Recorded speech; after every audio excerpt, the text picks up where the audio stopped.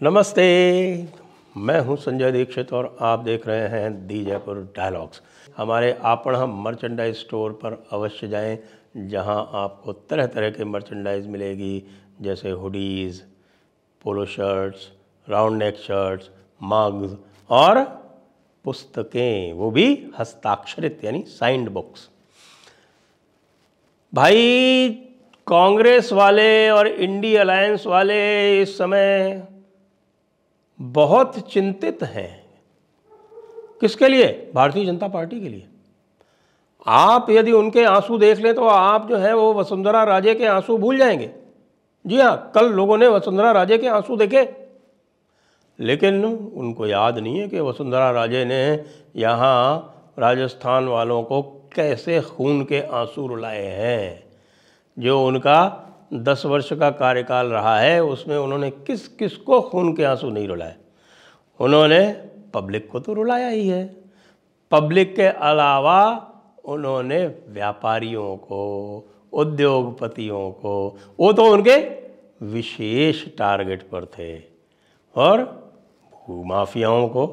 हाँ, किस लिए? इसलिए नहीं कि कोई भूमाफियाओं पर नकेल कसनी थी, इसलिए कि उनसे उगाही ज़बरदस्त होनी करनी थी। और किसको रुलाया है? उन्होंने अपने स्वयं के केंद्रीय नेतृत्व को भी खून के आंसू रुलाए हैं।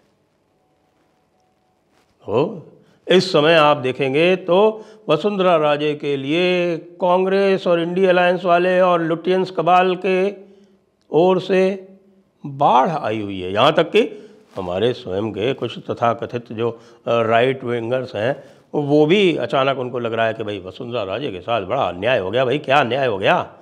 चीफ मिनिस्टर ही तो नहीं बनाया। उनके जितना एंटाइटल्ड कोई और भारतीय जनता पार्टी में था क्या? उनका जो एंटाइटलमेंट था वो किसी भी तरह से राहुल गांधी से कम नहीं था। बार बार अपनी माताजी का योगदान जो है वो याद दिला देती थी। अरे भाई, माताजी के योगदान के बल पर कितने दिन राज करोगी वसुंधरा मैडम? इससे तो हमारे शिवराज भाई ठीक हैं। भाई, शिवराज भाई तो 64 वर्ष की आयु में 18 वर्ष वो चीफ मिनिस्टर रह लिए। जब वो केवल 44 वर्ष के थे तब उनको बना दिया गया था मुख्यमंत्री। तो 44 वर्ष से लेकर 64 वर्ष की आयु तक वो मुख्यमंत्री रहे, 18.5 वर्ष वो मुख्यमंत्री रहे। तो मुझे लगता है कि उनको कोई इस प्रकार का रिग्रेट नहीं होना चाहिए। मुझे लगता है कि थोड़ा ज़्यादा भावुक हैं वो, लेकिन उन्होंने किसी प्रकार की बगावत नहीं की, उन्होंने किसी प्रकार के नाटक नहीं किए। थोड़ा बहुत उन्होंने स्टेटमेंट दिए जिसको कि उछाला जा रहा है। जी हाँ, कुछ निकाल के इधर से, कुछ उधर से, कुछ करके दिखाया जा रहा है। और देखिए भाई, शिवराज सिंह के साथ बड़ी ज्यादती हो गई। भाई, क्या ज्यादती होगी यार? किसी को 20 वर्ष आपने रख लिया आप चीफ मिनिस्टर। अब मान लीजिए पार्टी चाह रही है कि भाई आप आइए केंद्र में सेवाएं दीजिए, या कई लोग तो ये बात कर रहे हैं, जो अंदर की बात है, लोग तो ये कह रहे हैं कि शिवराज जी को राष्ट्रीय अध्यक्ष भी बनाया जा सकता है। तो शिवराज जी के पास हमारे अशोक जी की तरह वो अशोक जी वाली जो है वो क्षमता नहीं है, क्योंकि अशोक जी को भी राष्ट्रीय अध्यक्ष बनाया जाना था, लेकिन उन्होंने मुख्यमंत्री पद इतना उनको लगाव हो गया कि उन्होंने कहा कि ये तो कुर्सी मुझको छोड़ेगी नहीं। ये कुर्सी मैं छोड़ना चाहता हूँ, लेकिन ये कुर्सी मुझे नहीं छोड़ गई और छोड़ेगी भी नहीं। लेकिन पब्लिक ने तो छुड़वा दी ना। तो शिवराज जी के पास ये ऑप्शन नहीं था कि वो केंद्र को कह देते और ऐसा कर लेते कि साहब की वो कुर्सी उनको ना छोड़े। कुर्सी उनको छोड़नी पड़ी, बीच में ही छोड़नी पड़ी। लेकिन उनके लिए सारे रास्ते खुले हुए हैं, और वो इस प्रकार के व्यक्ति हैं भी नहीं जो बगावत करें। बगावत कहाँ से होगी? यदि होगी तो महारानी साहिबा की ओर से। हाँ जी, महारानी साहिबा का बगावत का पुराना इतिहास है। अब आपको मैं इतिहास याद दिलाऊं? जी हाँ, आपको थोड़ा सा पीछे ले चलता हूँ। थोड़ा सा आप याद कीजिए कि महारानी साहिबा जब आई थी तो कैसे आई थी, किस कारण उनको यहाँ पर नेतृत्व दिया गया था। भैरव सिंह जी का यह कारनामा था उस समय, क्योंकि भैरव सिंह जी को लगता था कि यदि वसुंधरा जैसी को यहाँ ले आए जो जाटों की बहू है, स्वयं राज परिवार से है, तो राजपूत भी उसको अपना मानते हैं, और गुजरों की समधन है, तो भाई एक प्रकार से एक व्यक्ति से ही सारी सोशल इंजीनियरिंग कंप्लीट हो जाएगी। तो ये मानते हुए, और भैरव सिंह जी की एक और वो थी कि वो जो उनके पुराने जो साथी थे उस समय के, हरिशंकर भावड़ा, ललित किशोर चतुर्वेदी, रघुवीर सिंह कौशल इत्यादि इत्यादि, तो उनको वो नहीं बनने देना चाहते थे। तो उन्होंने ये तुरुप का पत्ता चला, और उस तुरुप के पत्ते के कारण महारानी का जब यहाँ पर अध्यक्ष पद पर नॉमिनेशन हुआ तो देवी जी यहाँ आई नहीं कई महीनों तक, पहली बगावत नहीं आई कई महीनों तक। बड़ा उनको परसुएड किया गया, बड़ा समझाया गया। उस समय वो फॉरेन मिनिस्ट्री में, MEA में, मिनिस्ट्री ऑफ एक्सटर्नल अफेयर्स में स्टेट मिनिस्टर हुआ करती थी, और लुटियंस की जान हुआ करती थी। जी हाँ, कोई भी लुटियंस की पार्टी उनके बिना पूरी नहीं होती थी। जो लुटियंस वाले हैं उनसे पूछ लीजिए। और इसीलिए आप जब देखते हैं ना, तो जितने भी आपके लुटियंस मीडिया वाले हैं वो महारानी के ऊपर जान छिड़कते हैं। आपको पूरा समर्थन महारानी का मिल जाएगा पूरे मीडिया में इस समय। उनको कोई लेना देना नहीं है कि कोई गरीब परिवार से कोई यहाँ पर मुख्यमंत्री बन गया, फर्स्ट टाइमर मुख्यमंत्री बन गया, एक साधारण कार्यकर्ता मुख्यमंत्री बन गया। ना ना ना, ये सब नहीं है। नैरेटिव ये है कि महारानी के साथ बड़ी जाति हो गई। ये नहीं देख रहे कि महारानी क्या कारनामे कर रही है। आज से नहीं, पिछले 20 साल से, जब से इनको मुख्यमंत्री बनाया। जब मुख्यमंत्री बनाया नई नई थी तब भी ये प्रमोद महाजन से गवर्न होती थी पूरी तरह से। प्रमोद महाजन के कहने पर इनका जो प्रिंसिपल सेक्रेटरी, जिनका secretary to chief minister Pramod Mahajan के कहने पे लगा, और जो भी यहाँ कुछ होता था वो सुधांशु मित्तल और प्रमोद महाजन ये सब यहाँ किया करते थे। तो ये सब जब यहाँ चल रहा था तभी बीच में केंद्र सरकार चली गई। केंद्र सरकार के जाते ही महारानी के तेवर बदल गए। महारानी ने आउटसोर्सिंग चेंज कर दी। सुधांशु मित्तल आउट और ललित मोदी इन। और उसके बाद की जो कहानियां हैं, जिस प्रकार से महारानी ने एक तरह से कहते हैं कि पूरे प्रदेश को लूटा खसोटा, एक निरंकुश होके, एक संवेदनहीन निरंकुश शासक की तरह यहाँ राज्य किया, तो वो पुराने जो महाराजा महारानियों के जो किस्से जो बॉलीवुड में दिखाए जाते हैं वो याद आने लगे लोगों को। और जब वो याद आने लगे लोगों को तो लोगों ने महारानी से विद्रोह कर दिया, महारानी को हरा दिया। उस समय ये किसी की नहीं सुनती थी, किसी की नहीं सुनती थी। केंद्रीय नेतृत्व वाले तो घबराते थे बात करने से। राजनाथ सिंह जी जब बने अध्यक्ष तो उनकी थोड़ी बहुत तो आरंभ में रखी गई, बाद में कुछ नहीं, जो मर्जी हुई वो किया।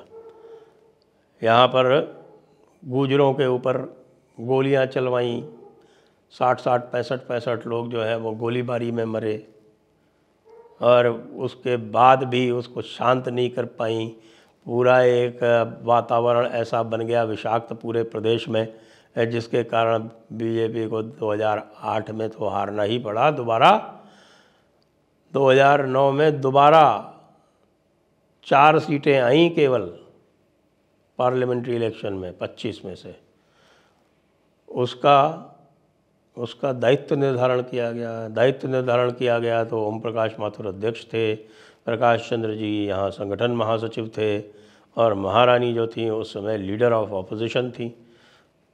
भाई मुख्यमंत्री पद गंवाने के बाद लीडर ऑफ ऑपोजिशन बन गई थी।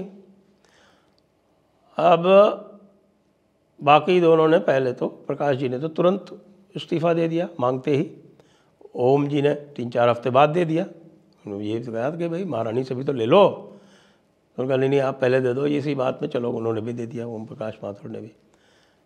महारानी ने ले जाके विधायकों की परेड करवा दी दिल्ली में कि ये ले 78 में से 57 विधायक हो गए, परेड। विधायक अधिसंख्य मेरे साथ हैं, चुनाव करवा लो दोबारा। और बमुश्किल कोई 6 महीने बाद फिर उसके जो है इन्होंने पद छोड़ा और उसमें भी पता नहीं क्या शर्तें लगाई और उसके बाद दोबारा अध्यक्ष पद लिया दूसरे चुनाव से पहले और फिर से मुख्यमंत्री जो है वह डंके की चोट पे बनी। पूरा एक छत्र। क्यों? केंद्र का नेतृत्व दुर्बल था, वहाँ इनकी सरकार नहीं थी, उनके पास बहुत ज़्यादा चॉइसेस ऑप्शंस नहीं थे। इसलिए 2013 में इनको फिर से मुख्यमंत्री बना दिया गया। मुख्यमंत्री बनते ही तो इन्होंने फिर से नाटक शुरू कर दिए। 2014 में 2013 की जो मैंडेट थी वो नरेंद्र मोदी के कारण आई थी, सबको पता है। ये 163 जब जीते थे, इन्होंने कहा नहीं मेरे कारण आई है। लो भाई तुम्हारे कारण आई। फिर 2014 में जब चुनाव हुए तो इन्होंने भरसक प्रयत्न किए कि हार जाएं, 10 से ज़्यादा सीटें ना आएं, नरेंद्र मोदी के नाम पर इसके प्रयास हुए। यहाँ पर जसवंत सिंह जी जैसों का टिकट काटा गया जी महारानी के कारण। लेकिन आ गई 25 की 25 सीटें तो आगे नहीं। अच्छा, उसमें भी टिकट कटवाए गए। उस समय नरेंद्र मोदी जो थे वो किसी भी प्रकार जो है इसमें इंटरफेयर नहीं कर रहे थे। उनको ये कहना था कि मुझे तो भाई सीटें ला के मुझे तो मेरी तो जो आँख जो है वो मेरा निशाना तो मछली की आँख पे है, तो जो मुख्यमंत्री चाहती हैं उनको उसके हिसाब से कर लेना। उन्होंने सबके टिकट काट दिए, ऐसे जो भी उनके बेटे से सीनियर थे, जिससे बेटा जो आसानी से कैबिनेट बन जाए। एक गलतफहमी से रह गया था और बाद में जब उनको कैबिनेट में नहीं लिया गया या मंत्रिमंडल में नहीं लिया गया, काउंसिल ऑफ मिनिस्टर्स में नहीं लिया गया दुष्यंत सिंह को, तो बाड़ाबंदी करके बैठ गई। इस साल की जो बाड़ाबंदी आप देख रहे हैं कोई पुरानी नहीं है। बाड़ाबंदी करके बीकानेर हाउस में लेके 25 के 25 सांसदों को बैठ गई कि ये यहीं रहेंगे, जाएंगे नहीं शपथ ग्रहण में। फिर निहाल चंद थे, वो गलती से रिजर्व वाली कैटेगरी में थे, उनके ऊपर ध्यान नहीं रहा होगा, ये सोचा होगा कि इसको तो कौन बनाएगा, तो उसको तो दे दिया था गंगानगर से टिकट। उनको मैसेज आया कि भैया तुमको ले लिया है, तो वो चुपके से बहाना करके निकल गया बीकानेर हाउस से और चला गया वहाँ शपथ लेने निहाल चंद। तो भाई निहाल चंद शपथ लेने चले गए, तो जब पता चला लोगों को तो लोग भी इधर उधर बहाना करके खिसकने लगे। तो जब इनको पता चला कि भाई चिड़िया तो रुकी नहीं रही है बाड़े में, सब उड़ी जा रही हैं, तो फिर खुद पहुंची जाके याद कीजिएगा। अंतिम थी वहाँ पहुँचने वाली शपथ ग्रहण में। फिर निहाल चंद से जो बदले लिए हैं, उनके खिलाफ केस करवाने, ये करवाना वो करवाना, जो कोई भी थोड़ा सा इधर से उधर हो जाए वो उसको रगड़ देना, बिल्कुल प्रतिहिंसा की एक भावना से काम करना, किसी की भी ना मानना। मुझे भी याद है, मैं जानता हूँ कई प्रकरणों में मैसेंजर भेजते थे, कौन? प्रधानमंत्री, उनको मिलने का टाइम नहीं दिया जाता था। कई लोग बताएंगे, कई केंद्रीय नेता बताएंगे कि महारानी जो थे मिलने का टाइम नहीं देती थी, जलील करती थी। और पब्लिक को तो खैर, पब्लिक तो मैटर ही नहीं करती, पब्लिक होती क्या है, ये सब मेरे गुलाम हैं, बिल्कुल यही भावना रहती थी। आप जरा उनके तेवर देखते जरा, जब जाती थी उस समय पब्लिक मीटिंग्स में, बिल्कुल वे महारानी वाला रौब दाब क्या गजब, नाक सीधी ही नहीं होती थी, किसी को भी डांट के भगा देती थी। अरे तो मुझे तो याद है कि कितने लोग जो हैं वो रो के भागे हैं, इनके ब्यूरोक्रेट्स रो के भागे हैं इनके यहाँ से, इतनी बुरी तरह से बदतमीजी से पेश आती थी।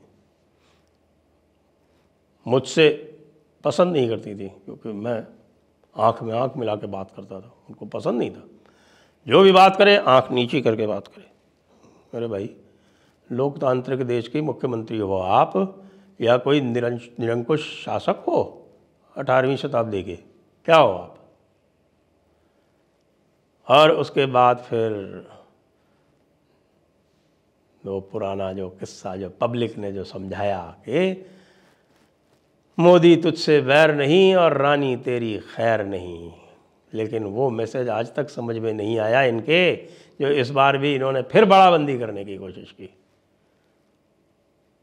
उसके बाद भी मैं कहूँगा कि भारतीय जनता पार्टी ने इनकी लाज रखी, इनकी ग्रेस रखी, इनको बुलाया, इनसे ही मुख्यमंत्री का प्रस्ताव रखवाया, नया प्रस्ताव रखा गया। हालांकि उस नाम को देखकर अवश्य उनके चेहरे की भाव भंगिमा जो थी वो देखने वाली थी। उनके हाथों में यदि कोई तोते थे तो वो पूरी तरह से उड़ गए थे, उनके होंठ सूख गए थे, आंखें डबडबा आई थीं कि ये व्यक्ति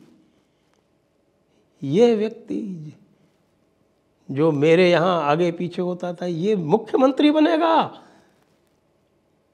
मेरी पब्लिक, मेरी रियाया, ये मुख्यमंत्री बनेगी मेरे ऊपर।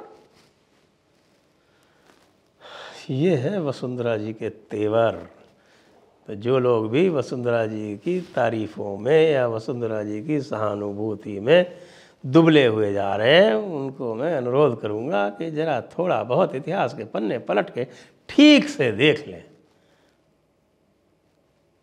भारतीय जनता पार्टी तो फिर भी उनको पूरा सम्मान दे रही, लेकिन मैं अभी से भविष्यवाणी कर देता हूँ